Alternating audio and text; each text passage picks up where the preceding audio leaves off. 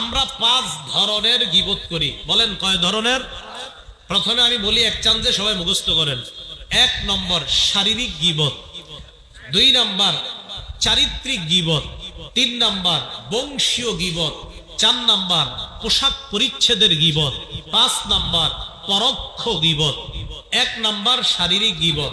শারীরিক গীবত, একটা লোক খাটো মানুষ, বেটে মানুষ, অনেক সময় দেখবেন অনেক মানুষ খাটো, 20 বছর বয়স, লম্বা হয় না, তো বেচারায় যে খাটো উনি কিন্তু জানে, কিন্তু ওনারে খাটো বললে উনি কষ্ট পায়।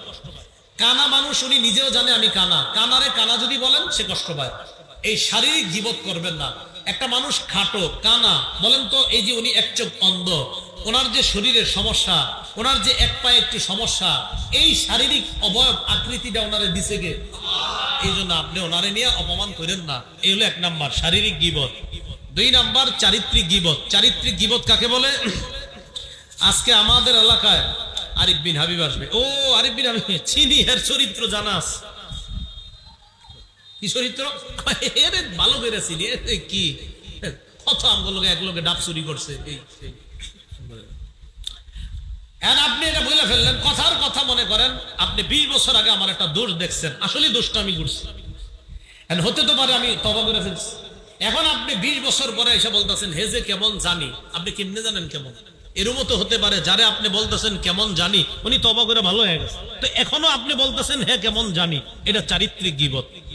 বলেন আমাদের মাঝে এই স্বভাবগুলো আসেনি? করেন না। 3 নাম্বার বংশীয় গীবত। কেউ তুমি কোন বংশের? আমি আপনার এলাকার নাম নসিপুর, ওই দক্ষিণ পাড়ার অমুক গোষ্ঠীর লোক। ওই গোষ্ঠীর তুমি? হ্যাঁ, তো সব চোর,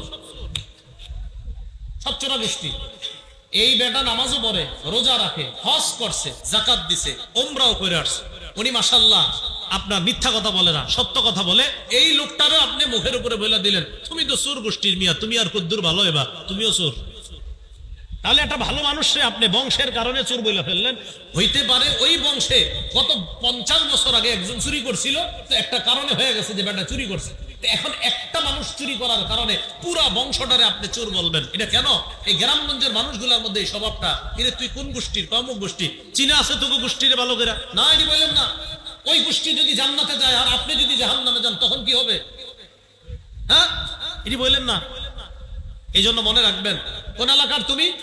নোয়াখালীর। তোমাদের নোয়াখালীদেরকে জানা আছে কেন? নোয়াখালীর যদি 100 জন জান্নাতে যায় আর আপনাদের এই এলাকার যদি 90 জন যায়, তো তারা তো 10 জন বেশি হয়ে গেল।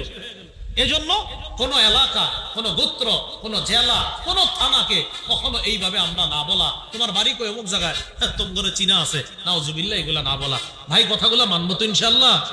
তাহলে 3 নাম্বার বংশীয় গীবত। ওনারা যে মাহফিলের আয়োজন করছে এলাকাবাসী, কেন বলেন? এখান থেকে আমরা কিছু শিখবো, শিখার পর আমল করব। তো আজকে আমরা জানলাম যে বংশীয় কথাগুলা কাউরে বলবো না।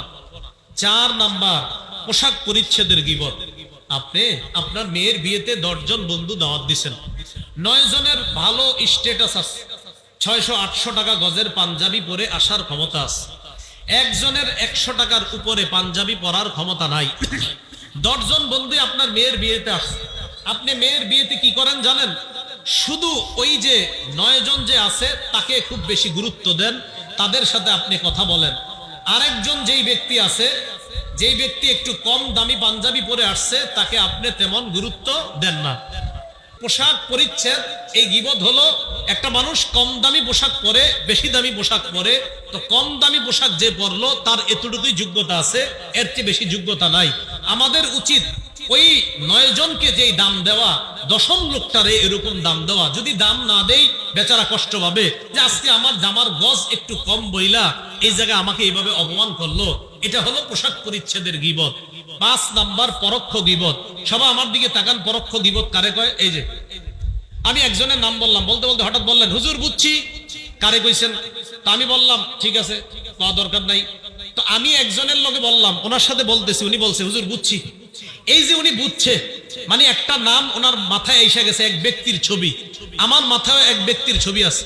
সামনে যারা আপনারা বললেন বুঝছি, এই যে বুঝছি বুঝছি বললাম আমরা, কারো নাম কিন্তু বলি নাই, কিন্তু ওই যে বুঝা ফেলছি, বুঝা ফেলার পর আমরা মাথায় মাথায় একজনের দুশ্চর্চা করে ফেললাম, মেধা দিয়া, মুখ দিয়েও বলি নাই, শুধু বলছি বুঝছি।